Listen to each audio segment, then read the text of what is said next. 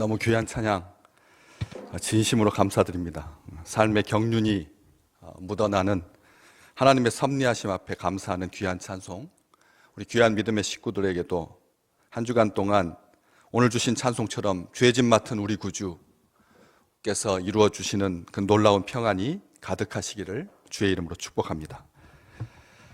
재택근무, 자발적 자가격리, 외출 자제, 평상시 듣지 못했던 이런 삶의 패턴들이 우리 삶의 이제 일상이 되었습니다. 집에 머무는 시간이 늘어나고 운동량이 줄어들면서 자연스럽게 근력이 감소하고 지방이 증가하는 그런 시간입니다. 척추 질환과 관절 통증 등에 대해서 주의해야 한다, 그렇게 의료진들은 말하고 있습니다. 때문에 이런 지방이 증가하는 때에 다음과 같은 아주 재미있는 말들이 유행하고 있죠. 확진자, 살천지라고 하는 그 말들이 보여주는 것처럼 외출 외박이 작아지면서 사람들의 활동 반경이 작아지면서 이 몸의 균형이 흔들리게 되는, 그래서 연약해지는 이러한 때에 오늘 사도 바울이 로마 교회 교인들을 향하여서 내가 너희 보기를 간절히 원한다, 내가 너희 보기를 간절히 원한다 라고 하는 이 마음을 이번 4월 마지막 주 우리 귀한 믿음의 식구들에게 허락해 주신 것을 하나님께 진심으로 감사를 드립니다. 우리가 다른 사람, 특별하게 믿음의 식구들을 보기를 간절히 원한다라고 하는 것, 이것은 입에 발린 소리가 아니기 때문에 그렇습니다. 바울이 로마 교회 성도들을 간절히 보기 원했던 이유는 제국의 수도에 살고 있는 성도들이 부러워서가 아닙니다. 자기는 지배받고 있는 예루살렘 지역, 이스라엘 지역에서 척박하게 신앙생활 하니까 화려한 성전이 그리워서, 헌금이 많이 나오는 교회가 부러워서, 그래서 로마 교회 성도들을 보고 싶어 한 것이 아니다라고 하는 것입니다. 바울은 분명하게 말합니다. 어떠한 신령한 은사를 나누어 주어서 견고하기 위해서 너희를 보기를 간절히 원한다. 성도들이 견고해지게 하기 위해서 사도가 성도들을 보고 싶어 한다는 것입니다. 로마 교회는 믿음이 온 세상에 전파될 정도로 좋은 교회였습니다. 로마서 16장에 나오는 바울이 일일이 호명하고 있는 로마 교회의 성도들의 면면을 보면 참으로 대단한 성도들이었다라고 하는 것을 알 수가 있습니다. 그럼에도 불구하고 신앙의 위협이 점차 고조되는 그런 시점에서 조심스러워지고 소극적이 되고 급기야 흔들리고 약해질 수 있다라고 하는 이 우려 때문에 바울은 성도들을 보고 싶어 한 것입니다. 교회는 항상 그랬습니다. 핍박의 시대 오히려 교회는 견고해졌습니다. 핍박의 시대 교회는 오히려 더 견고해집니다. 이렇게 모이지 못하고 각 가정에서 예배드리는 귀한 믿음의 식구들의 믿음이 더욱더 견고해지시기를 주의 이름으로 축복합니다. 교회를 향해서 세상은 한 번도 우호적이거나 협조적인 때가 없었습니다. 사탄은 교회를 우는 사자처럼 삼킬 듯이 덤벼들면서 협박하기도 하지만 더 자주 양의 탈을 쓰고 이리의 본 모습을 감춘 채 광명의 천사로 교회의 두둔자로 자처하곤 했습니다. 우리 주님께서 우는 사자처럼이라고 하는 표현 쓰지 않았습니다. 주님은 양의 탈을 쓴 일이라고 말씀하셨습니다. 흔들리고 무너뜨리기 위해서 그리하는 것이죠. 사탄은 결코 교회의 견고함을 원치 않습니다. 무슨 이유를 대서라도 교회를 길들이고자 하는 것이죠. 당근이든 채찍이든 믿음의 좋은 소문 뒤에서 눈물 흘리는 성도들의 삶이 위험에 처해 있다라고 하는 것을 바울은 분명히 알고 그들에게 신령한 은사를 나누어 주어서 견고하게 하고자 합니다. 견고한 것은 축복입니다. 세상의 모든 것이 서서히 약해지면서 안으로 무너지고 없어지고 소멸되기를 반복합니다. 지구적이든 아니든 국가와 민족의 견고함마저 흔들리고 위태롭게 됩니다. 개인은 물론이고 사업도 마찬가지입니다. 나라와 민족, 가정과 기업, 세상의 모든 것은 때문에 견고해지기 위해서, 흔들리지 않기 위해서, 안정되기 위해서 힘쓰고 있습니다. 철밥통이라고 하는 소리에도 아랑곳하지 않습니다. 오히려 부러우면 지는 거다라고 하는 말로 남의 견고함을 시샘하지 말라고 합니다. 반드시 견고해야 하는 것들이 있습니다. 외적인 것들은 무너지고 낡아져도 본질이 견고하다면 얼마든지 복원할 수 있고 재생할 수 있고 더 강해질 수 있습니다. 그래서 외유 내강의 가치를 높이 평가하는 것 아니겠습니까? 내적 견고함이 본질입니다. 외적으로 낡아지는 것, 외부적으로 약해지는 것은 문제될 것이 없다라고 하는 것입니다. 어떠한 유혹에도 굴복하지 않고 견고하게 자기 신념을 지키는 것은 귀한 일입니다. 그 내적 견고함의 중심에 성경 기자들은 속사람의 견고함, 영적 견고함을 말합니다. 영적 견고함은 어려움이 닥쳐도 쉽게 흔들리거나 변하지 않는 태도를 말하는 것이죠. 즉 하나님을 향해서 흔들리지 않는 신뢰와 견고함을 말하는 것입니다. 이사야서 26장 3절, 주께서 심지가 견고한 자를 평강하고 평강하도록 지키시리니 이는 그가 주를 신뢰함이니이다. 심지가 견고한 것, 이것은 하나님을 신뢰한다라고 하는 말입니다. 심지가 견고한 사람은 여호와를 신뢰하기에 그 마음을 굳게 정한 사람, 마음과 의지가 견고하여서 어떠한 경우에도 하나님만 믿는 것, 사람을 보고 흔들리거나 실망하고 낙심하는 것이 아니라 하나님만 의지하고 신뢰하는 것이 심지가 견고한 것입니다. 변치 않고 한결같은 것, 끝까지 믿음을 잃지 않는 것을 심지가 견고하다라고 표현합니다.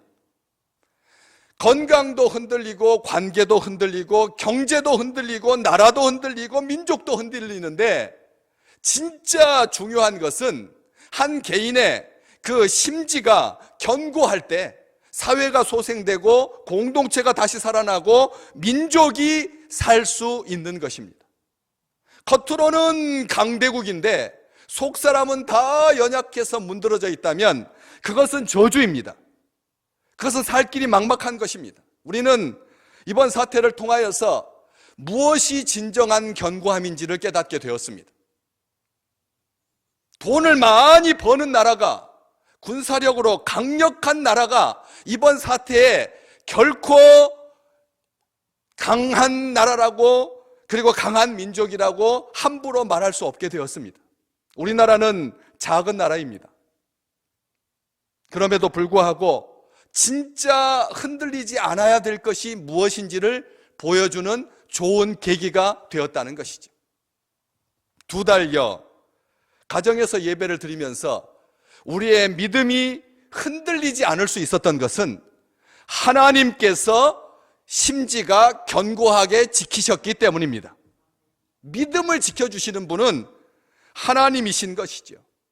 시편 112편 7절과 8절 말씀, 심지가 견고하게 하나님께서 지켜주시는 사람들은 흉한 소문을 두려워하지 아니하며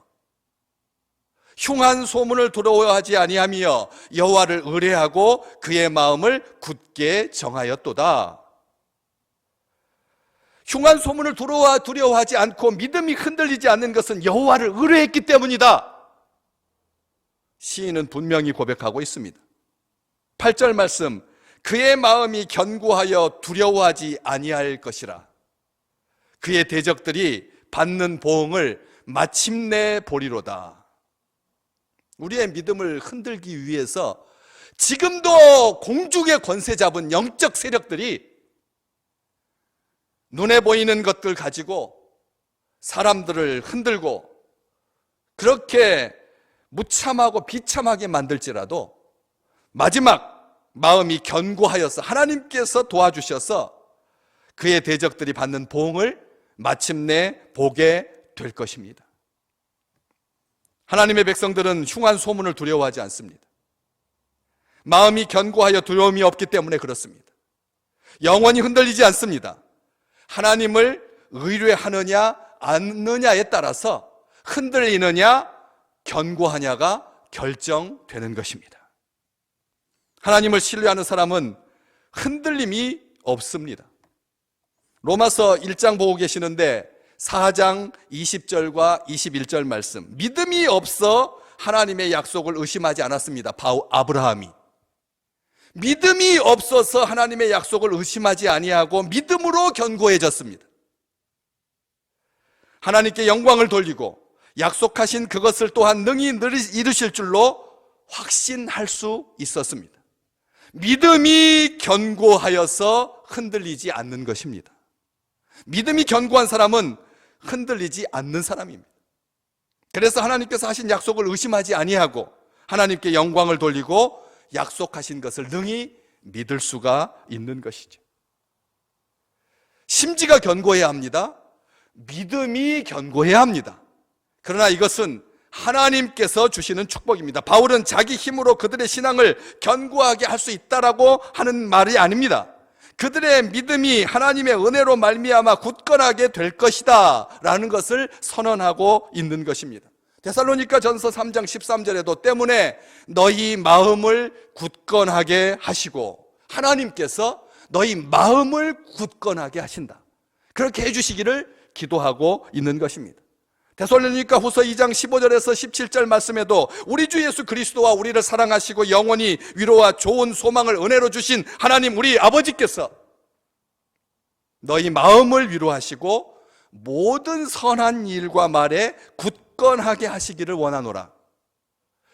심지가 견고하고 마음이 견고하고 믿음이 견고한 사람들은 모든 선한 일과 말에도 견고해지는 겁니다. 흔들리지 않는다는 것입니다. 어떠십니까? 저도 조금 부끄럽지만 이런 생각을 해봤습니다. 우리는 9시 예배와 11시 예배를 드리기 때문에 저는 주일 헌금 봉투가 2개입니다. 다른 분들은 다 주일 헌금 봉투가 하나지만 저는 주일 헌금 봉투가 2개입니다. 그래서 한 봉투 한 봉투. 그런데 10시 예배가 딱 되니까 이것을 굳이 2개로 나눠서 내야 되는가? 한 번 예배 드리는데 주일 헌금을 2개를 준비해가지고 헌금을 해야 되는가? 라고 하는 생각으로 잠깐 미혹을 받았습니다. 그런데 하나님께서 즉시 마음을 주셨습니다. 네가 예배가 2번 드려지다가 1번 드렸다고 해서 평상시 그럼 네가 2번 헌금한 것은 사람들에게 보이기 위함이냐? 이제 사람들의 숫자가 없고 안 보인다고 하여서 너의 한결같은 그 마음을 이것을 핑계 삼아서 반쪽짜리로 나누겠느냐? 하나님께서 저에게 말씀해 주셨습니다. 우리는 그렇게 쉽다는 겁니다. 어려우니까 줄이고 싶어 합니다. 어려우니까 줄이고 싶어 합니다.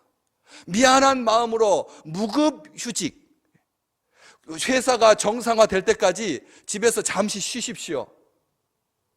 그래서 직원들 숫자를 줄이고자 합니다. 그래서 나가는 인건비를 아끼려고 한다는 것이죠. 어려울 때일수록 더 도와야 합니다. 하나님을 향해서 한결 같으시기를 주의 이름으로 축복합니다. 많은 친구 목사님들이 저에게 염려합니다. 이번 사태가 지나고 나면 교회 교인들이 영상으로 예배 드려도 아무런 문제가 없네. 그래서 적어도 1% 내외적으로 그냥 교회에서 예배 드리지 아니하고 영상으로 예배드리는 사람들이 많아질 거다. 교회 헌금이 얼마나 줄었느냐, 반이나 줄었느냐, 늘 그렇게 안타까운 마음으로 이야기를 그렇게 합니다. 저는 이렇게 말합니다.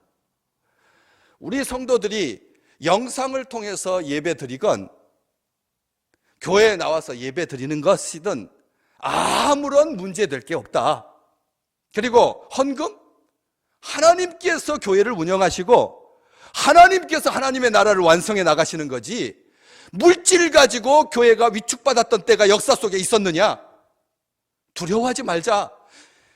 그렇게 말은 못합니다. 제가 말을 그렇게 할 수가 없습니다. 여기까지 생각만 하고 말지요. 그럼에도 불구하고 제 마음에는 모든 선한 일과 말에 굳건하게 하시는 분은 하나님이시니까, 우리가 헌금으로 아니면 예배에 참석하는 비율로 하나님을 판단할 수 없다라는 것입니다. 바울은 하나님께서 굳건하게 하신다, 그렇게 말씀을 하면서 어떤 신령한 은사를 너희에게 나누어 주어서 너희를 견고하게 한다라고 하는 표현을 쓰고 있습니다. 어떤 신령한 은사, 이 어떤 신령한 은사를 나누어 줘서 그냥 확정적으로 방언의 은사, 아니면 신유의 은사, 아니면 어떤 대단한 하늘의 계시를 보는, 듣는, 이렇게 한정하지 않는다는 거예요. 가만히 보면 믿음이 견고한 사람은 말을 확정적으로 하지 않습니다. 말을 확정적으로 하지 않는다는 거예요. 왜요? 사람마다 생각이 다 다르기 때문에 그렇습니다. 말을 확정적으로 하지 않습니다. 바울이라면 단호하게 이렇게 말해야죠. 내가 사랑의 은사를 가지고, 내가 영분별의 은사를 가지고 너희에게 나누어 주어서 너희를 견고하게 하겠다, 이렇게 말해도 바울인데요, 바울이 하늘에 쏟아지는 그 빛 가운데서 예수님의 음성을 들었는데요, 사울아 사울아 네가 어찌하여 나를 핍박하느냐, 예수님의 음성을 직접 들었는데, 예수님의 제자가 아니었는데도 불구하고 내가 너를 이방의 복음을 전하는 자로, 사도로 우리 주님으로부터 세움받아서 그런 자신감이 있었는데도 영적으로 내가 풍성한 나에게 있는 것을 너희에게 나누어 준다는 말이 아닙니다. 신령한 은사는 어떤 특별한 은사를 말하는 게 아니라는 것이죠. 그리스도의 몸인 교회를 위해서 성도들에게 봉사 생활을 감당하라고 성령께서 주시는 각양 선물이 신령한 은사입니다. 그냥 은사라고 하지 아니하고 앞에다가 신령한, 영적인이라는 뜻입니다. 영적인 은사를 말하는 것입니다. 하나님께서 우리에게 주시는 은사, 다양하게 주셔서 성도를 온전하게 하고 봉사하게 하기 위해서 성령께서 주시는 것이죠. 아주 다양합니다. 그리스도의 몸을 세우도록 성령께서 주시는 것입니다. 그래서 조심스럽게 사용해야 하고, 서로 돌보는 데 써야 하고, 적당하게 질서를 따라야 하고, 덕을 세우고 사랑으로 해야 하는 것이죠. 어떤 은사를 받든 방언의 은사는 크고, 영분별의 은사는 크고, 통역 은사는 크고, 나머지 가르치고 지도하는 것은 약한 게 아니라 모두가 다 하늘에서 주시는, 우리 하나님께서 허락해 주시는 축복인 줄로 믿으시기를 바랍니다. 사랑으로 격려하는 것, 봉사하는 것, 이 모든 것들이 신령한 은사입니다. 그런데 바울은 그 신령한 은사를 나누어 주겠다라고 말합니다. 나누어 주어서 견고하게 되는 거다. 신령한 은사를 나누어 주어서. 그런데 이 나누다라고 하는 말이 자기가 있는 것을 다른 사람들에게 나누어 준다라고 하는 표현으로 한국에서는 쓰죠. 나눈다라고 하는 말. 그런데 한국어에서도 나눈다라고 하는 것은 자기 것을 나눈다라고 하는 말도 되지만, 함께 나눈다, 전달한다라고 하는 뜻도 있습니다. 우리가 나누다라고 하는 그 말이, 그 나눔위원회가 우리가 있는데, 나눈다라고 하는 것이 가진 것을 나눈다라고 하는 그런 뜻도 있지만 전달한다는 거죠. 그렇죠.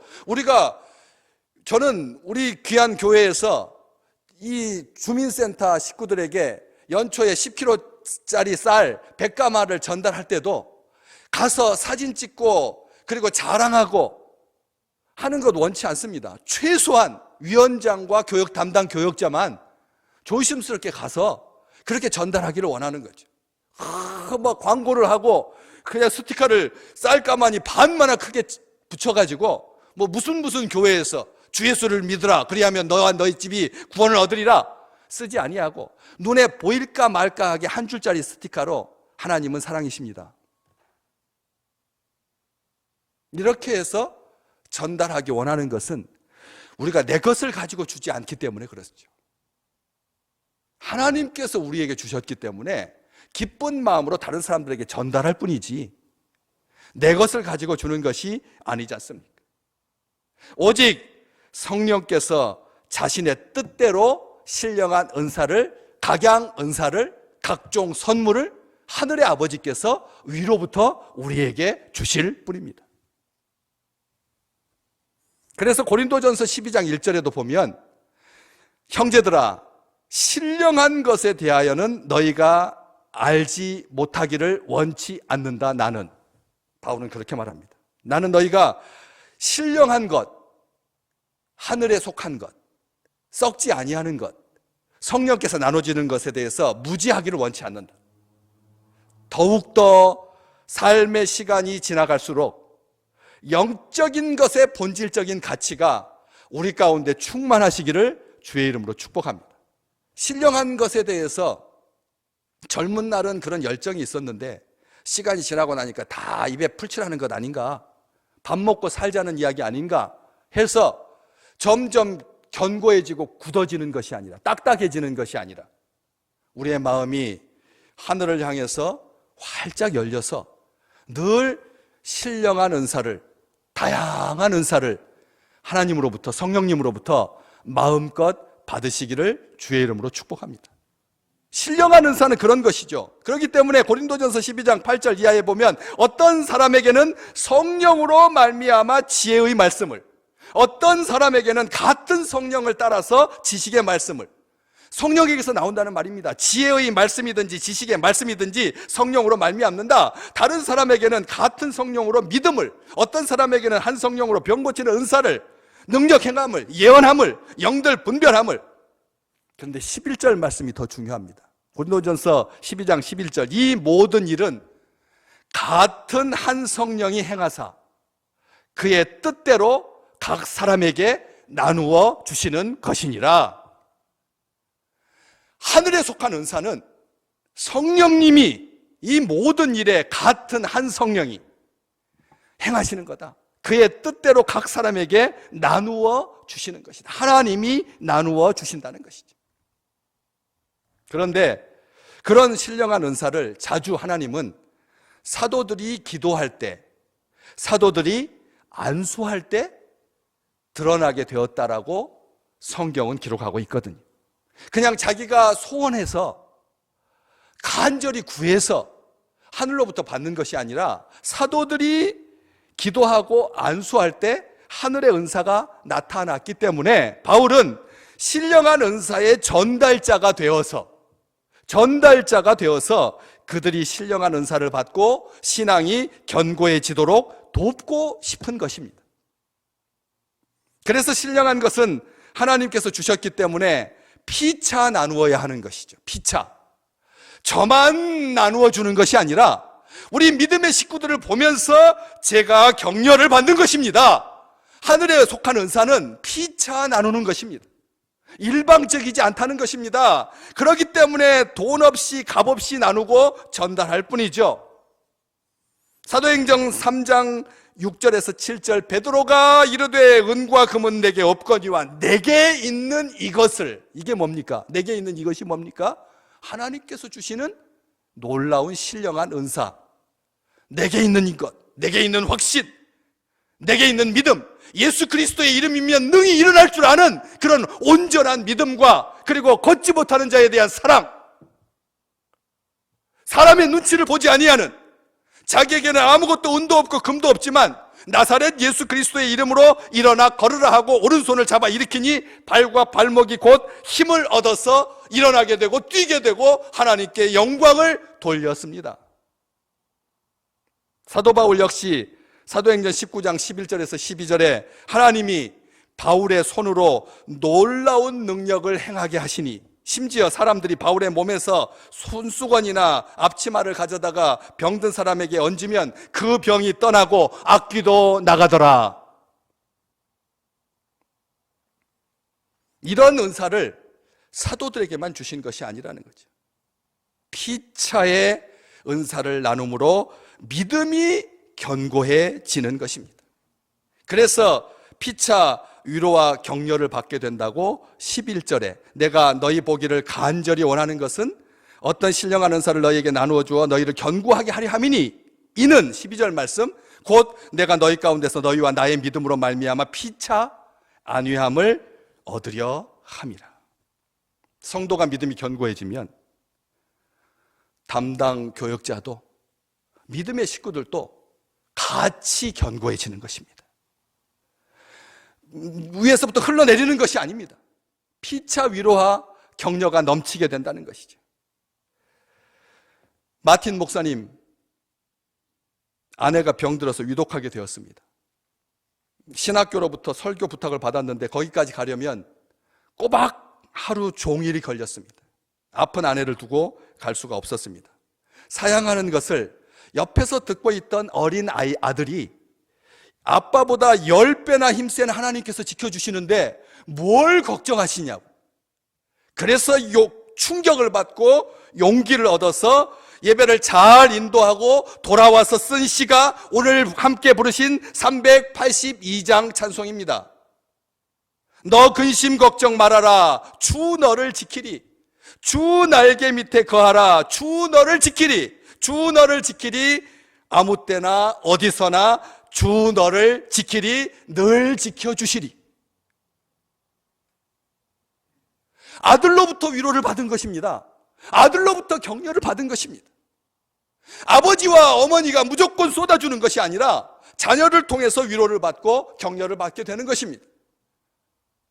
성도들이 믿음으로 견고해지고 피차 위로가 넘쳐서 상호간에 견고해지는, 근력이 빠지고 지방만 축정되는 것이 아니라 이런 하나님의 놀라우신 축복이 우리와 함께 하여서 흔들리지 아니하는 믿음으로, 흔들리지 않은 하나님의 충만함으로 우리 믿음의 식구들에게 가득하시기를 주의 이름으로 축복합니다.